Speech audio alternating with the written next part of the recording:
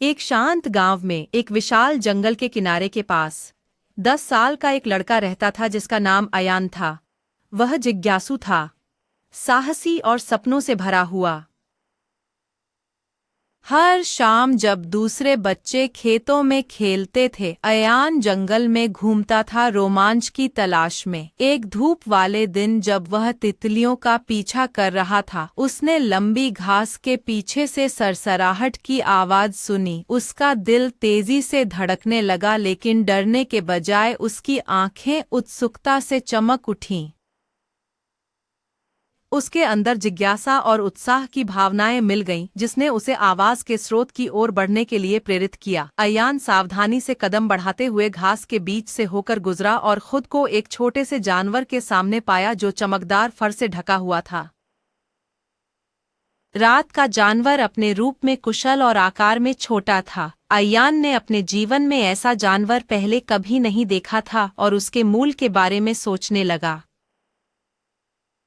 अयान ने साहस जुटाकर शांति से जानवर से बात करना शुरू किया और उसे सलाम किया। अजीब बात यह थी कि जानवर ने उससे कोई डर नहीं दिखाया, बल्कि वह उसकी ओर बड़ी संवेदनशील आंखों से देखते हुए पास आया। 80% रोमांच। अयान ने जानवर को अपनी दैनिक यात्राओं में साथ चलने का प्रस्ताव दिया। जानवर उसकी दैनिक यात्राओं में जंगल की गहराइयों तक उसका साथी बन गया। उसने उसे कई रहस्यों और प्रकृति की छुपी बातों का खुलासा किया जो इंसानों से छुपी रहती थीं। धीरे धीरे उनके बीच एक असामान्य दोस्ती विकसित हुई और अयान को महसूस हुआ कि वह रोमांच की दुनिया में अकेला नहीं है, जिससे उसे जंगल की लंबाई और चौड़ाई में अन्वेषण करने का अधिक साहस मिला। समय के साथ गांव के छोटे लड़के ने प्रकृति और वन्य जीवन के बारे में बहुत कुछ सीखा।